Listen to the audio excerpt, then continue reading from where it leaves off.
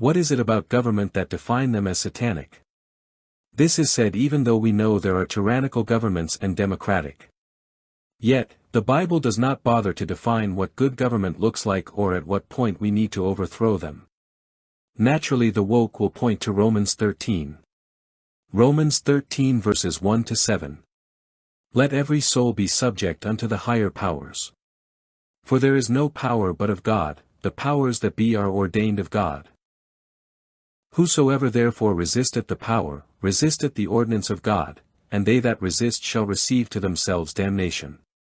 For rulers are not a terror to good works, but to the evil. Wilt thou then not be afraid of the power? Do that which is good, and thou shalt have praise of the same, for he is the minister of God to thee for good. But if thou do that which is evil, be afraid, for he beareth not the sword in vain. For he is the minister of God, a revenger to execute wrath upon him that doeth evil. Wherefore ye must needs be subject, not only for wrath, but also for conscience sake. For this cause pay ye tribute also, for they are God's ministers, attending continually upon this very thing. Render therefore to all their dues, tribute to whom tribute is due, custom to whom custom, fear to whom fear, honor to whom honor. This passage does not just tell us not to resist the higher powers, but also to pay tribute to whom tribute is due. However, there is the fact that when the Israelites went to Samuel to ask for a king, God made it clear they were not rejecting Samuel, but God, himself.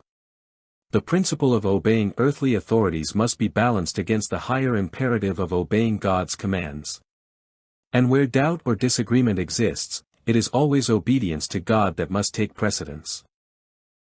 While Romans 13 emphasizes submission to governing powers, there are clear instances in Scripture that outline the circumstances under which Christians are called to resist human authority in favor of obedience to God.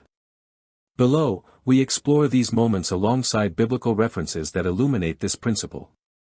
One of the clearest examples of resisting authority is found in the book of Acts. When Peter and the apostles were ordered by the Sanhedrin not to teach in the name of Jesus, they responded boldly, "We must obey God rather than men." Acts 5 verse 29, this statement underscores the principle that when earthly authorities demand actions contrary to God's explicit commands, Christians are bound to follow God. Another example is the story of Shadrach, Meshach, and Abednego in Daniel 3. When commanded to bow down and worship the golden statue set up by King Nebuchadnezzar, they refused, affirming their allegiance to God alone. If we are thrown into the blazing furnace, the God we serve is able to deliver us from it. But even if he does not, we want you to know, Your Majesty, that we will not serve your gods or worship the image of gold you have set up. Daniel 3 verses 17 to 18, their defiance highlights that worship belongs to God alone, even at the cost of their lives. The Bible also speaks against participating in or condoning injustice. Proverbs 31 verses 8 to 9 calls believers to speak up for those who cannot speak for themselves, for the rights of all who are destitute. Speak up and judge fairly, defend the rights of the poor and needy.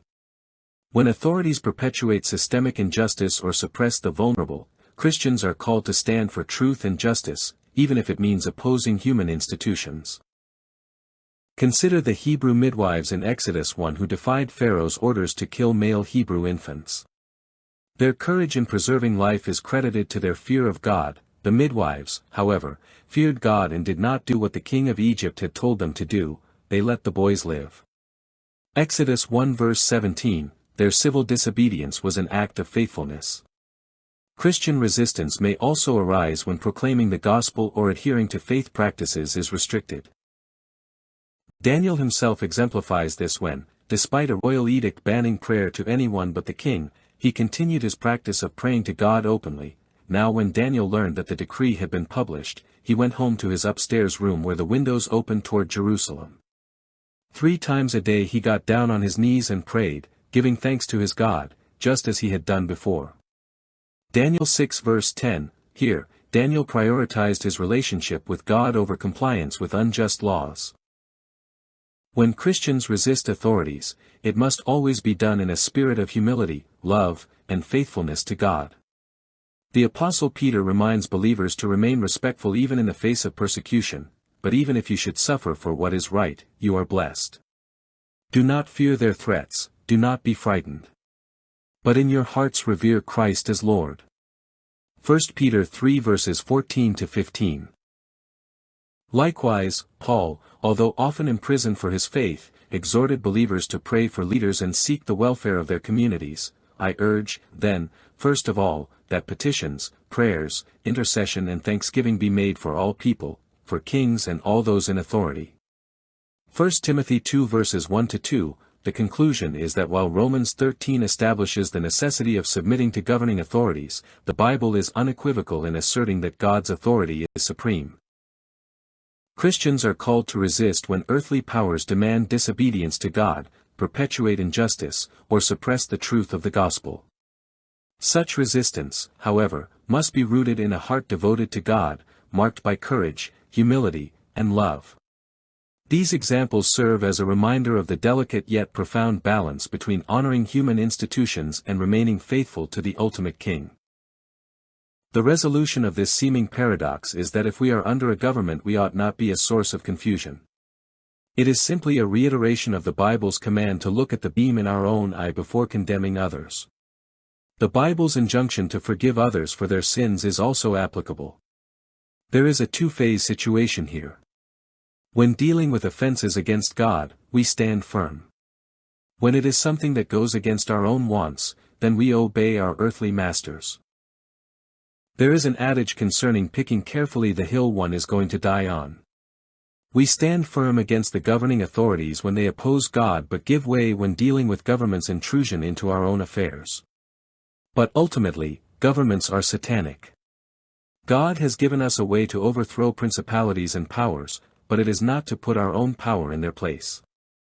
We overthrow governments by living as God requires. However, the truth is that if we do not see the state as a usurpation of God's sovereignty, we are not mature Christians.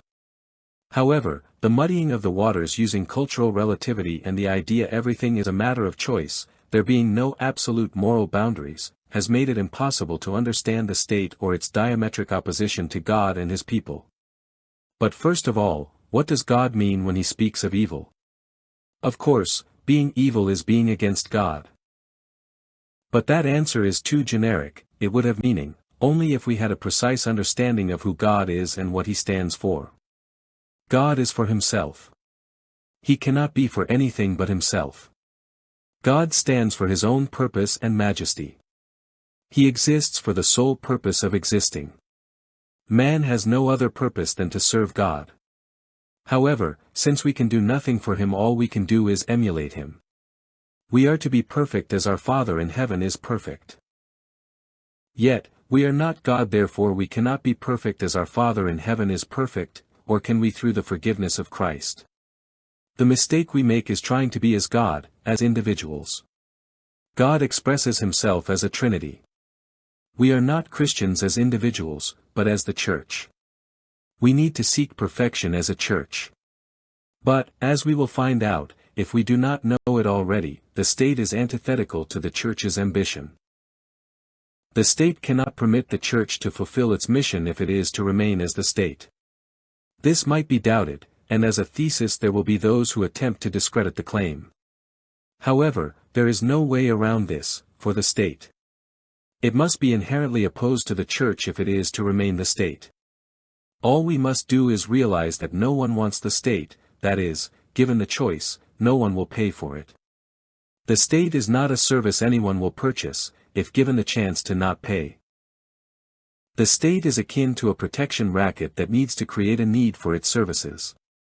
However, even though this is so, it still faces an irresolvable paradox, in that the state is nothing more than an idea. It has no substance. Yes, it is composed of a group of persons, but a group of persons is not necessarily a government. Governments perpetuate the lie that originated in Eden. The lie, in its most general form, is cultural relativity. The lie is that there are no moral absolutes and that humans can unilaterally design good and evil. The claim that we would surely die, if we assumed the role of moral adjudicator, is the assertion that we would, if we took over the role of God, fail. Death is the ultimate adjudicator and sign or failure. In Eden it was claimed that if humans were the measure of good and evil, if we became the standard of what was right and wrong, we would bring death upon ourselves. The process goes like this. Our morality is entirely artificial and is better understood as ethics. Moral boundaries come from God, but ethical principles are enshrined in law. Law requires a power disparity to work. The regulator must have a monopoly on violence. They can be physical with their subjects, but subjects are not permitted to get physical with the representatives of the ruler. But what happened in Eden to bring about our destruction? What were the factors in play during this event? Man was put in the garden to tend it and in a sense, to be a helpmeet to God. Adam merely had to tend the garden, and everything would have been well. There was only one way to sin, and that was to disobey God and eat of the fruit that was forbidden to him. Adam chose to be independent rather than be under God. To manifest the change in allegiance, Adam and Eve were put out of Eden. But the authority of man is illusory. God has the authority of the Creator. Men have no inherent right to rule, and so he must devise justifications for his authority. This is a system of lies we are in, which has the state sitting in the central position. The power of the state is the power of a protection racket. The threat of loss we all face is the risk others represent to the things we create. But it is the state that represents the highest level of risk. The state in turn is liberal in its soul. This is not well understood because liberalism comes in two flavors, the conventional socialist left flavor, but it also has a decidedly fascist form in which the state and capital are amalgamated. The left and right of liberalism do often conflict, which makes it appear as these are two different things, but both are parasites, but they are parasitic in different ways. Two species of parasites will not get along. All governments are necessarily parasitic and liberal and seek ways to freeload off of conservatives. Conservatives are the ones who produce the wealth. They may blend into the liberal part of society, but there is a line that divides one from the other. The line is where parasitism ends, and liquidity begins. Conservatives create more value than they consume. In economic terms they are in the black. Liberals, whether left or right, consume more than they produce and are a drain on the conservative faction. The worst parasite is the state. It is not just a parasite, the only value it produces is directed at legitimizing and justifying other parasites. This is why all governments are satanic and will always be satanic, as they never can justify their existence by virtue of the value they create, as they are always, everywhere, positing a negative balance.